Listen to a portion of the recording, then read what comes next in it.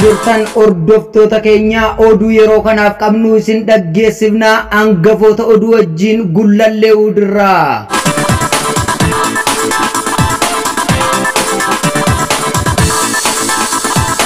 Oduu injifannoo.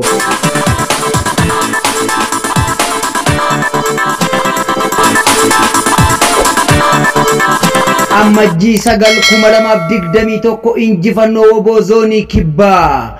Abdii fi gaachenni uummata Oromoo woboon zoonii kibbaa Cibbirraa Soddon Booroo Buttaa Coqorsaa Liiban galgala kana jechuun amajjii 9/2021 guyyaa keessa naannoo sa'aatii 11 folakkaa lookaal taayimii irraa jalqabee godina Gujii Ba'aa Aanaa Gumii Eldalloo ganda Malkaa Gubbaa iddoo addaa Malkaa Iddii jedhamutti loltoota mootummaa gabroonfataa Itoophiyaa maqaa sakattaa woboo jedhuun kaambii keessaa baate Koromtoon zoonii kibbaa Cibbirraa Soddon Booroo Buttaa Coqorsaa Liiban bakakkaa itti buuseera. Nafxanyaa dhabamsiisuun ittuma fuufa bilisummaan qawween dhufa gadaa xumura gabrummaatti injifannoon uummata Oromootiif woboo zoonii kibbaa Cibbirraa Soddon Booroo irraa. Dubbii qaawwal ilmeen miliqxee baate. Qophii duula waraana woboo zoonii kiblixaa irratti biltsiginaan ta'aa jiru. Kaayyoon duula kanaa duulli kun kufaatii duula kanaan dura geggeeffame irratti gama erga godhanii booda kan bahaa jirudha. Bu'aan gama biltsiginaa opereeshiniiwwan kanaan dura geggeeffaman irratti godhame hundi fashalaa'uu akka agarsiise irratti walii galamee jira. Sababoota duulli geggeeffamaa turee fi jiru maaliif akka jalaa kufe adda baafachuu fi kan sirreeffamu sirreessuun duula miilanaatti galuu fi socho'aa yoo jiraatan kaayyoon duula kanaa waraana bilisummaa Oromoo woboo zoonii lixaa Jaalmaarroon hoogganamu barbadeessuu fi gatii kaffalamu kamuu kaffaluun Jaalmaarroo akka dhuunfaatti dhabamsiisuun bu'aa siyaasaa deeggartoota isaanii garee nafxanyaa gammachiisuuf amilee qabsoo hidhannoo Oromoo cabsuudha. Akkasumas duula itti aanu waraana bilisummaa Oromoo woboo zoonota biraa irratti banuun Oromiyaa woboo irraa qulqulleessuun Oromiyaa firiizoon akka barbaadanitti keessa sosso'aa gochuun dhiibbaa naannoo biraa irraa itti dhufu salphisuu kan jedhudha. Filannoo dhufu fakkeessinee kan darbuu dandeenyuun umni kun dura yoo rukutame qofa jechuun murteeffameera. Qophiileen akka haala dureetti godhamaa jiran guutuu Oromiyaatti uummata hiriira baasuun uummanni mootummaa akka seera kabachiisu gaafachuu isaa fakkeessuu fi duula ta'uuf deemu duubaan deeggarsi uummataa akka jiru fakkeessuudha. Loltoota opereeshinii kana geggeessan qopheessanii jiru. Loltoonni kunis mooraalee Xollaay Birishliqoo fi Bishooftuutti kan leenji'an ta'uun beekamee jira. Loltoonni kun humna addaa Oromiyaa humna addaa Amaaraa Gaardii Riippaabilikaan 1800 ta'an waliin qopheessaa yoo jiran riippis duula kanatti inni hirmaata. Loltoonni rukuttaa xiyyaaraa fi helikoophitarii bakka barbaachisutti rukuttaa geggeessuu Bardaar irraa akka ta'e maddeen odeeffannoo gullallee uditti ibsaniiru. Wirtuuwwan ajaja waraanaa Commando Center Operation kun irraa laatamu qopheessuu fi gara sanaatti humna waraanaa guuranii qopheessuu yoo ta'u bakkeewwan sadi waraanni irraa ka'e duula geggeessuuf jirus addaan bahanii jiru. Isaanis Gimbii, Asoosaaf Gambeellaa yoo ta'an yeroo kanatti poolisoonni idilee fi humni addaa Oromiyaa bakka adda addaa irraa gara kaambii Gimbii fi Dhiidheessaatti baay'inaan qubsiifamaa jiru.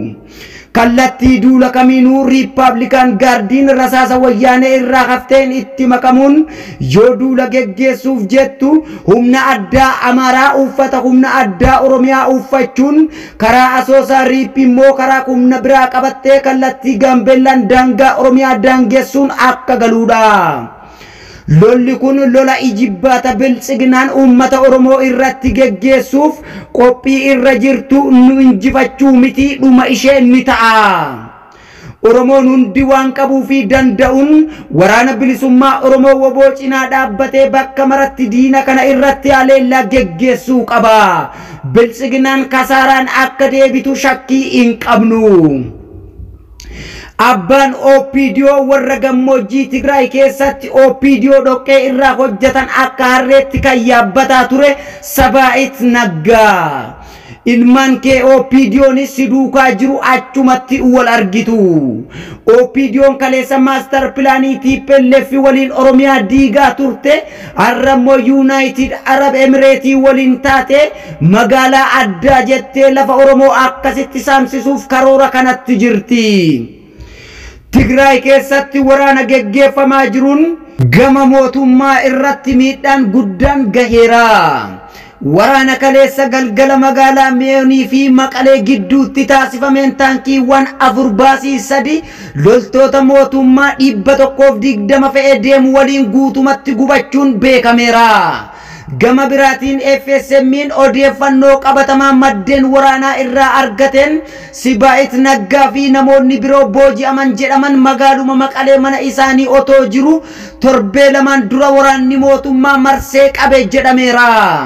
Qorannoon bal'aan torbee lama guutuu irratti taasifamus beekameera. Yeroo ammaa mootummaan oduu kana akka haaraatti gadi baasuun kaayyoo biraa qabaa jedhu.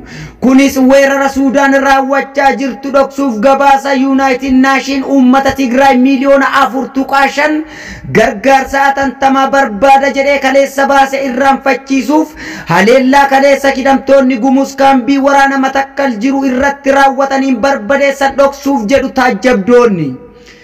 Maalis yoo ta'u garuu yakkamtoonni kaleessa bifa kanaan salphachuuf isaanii yakkamtoonni haaraa uummata keenya ajjeesaa jiran boru yakka jalaa akka hin baanes wabii tokkodha. Amalli badaan abbootii irree tokko walirraa barachuu dhabuu isaaniit. Har'a yakkamaa qabne jedhanii kan dachii dhiphisan boru hoo isaan akkanatti qabamanii seeraaf dhiyaachuu ni irraanfatanii yakkamaan yakkamaa qabee of akkanatti ilaalan laata ofii isaaniitiifis akkamitti of ilaalu nama kofalchiisu. Hordoftoota keenya balbaloomina oduu kanaa deddeebisnee kan isin biraan geenyu gullallee hudirraa gamanumaan oraa bulaa like share subscribe gochuun nu cinaa dhaabbadha.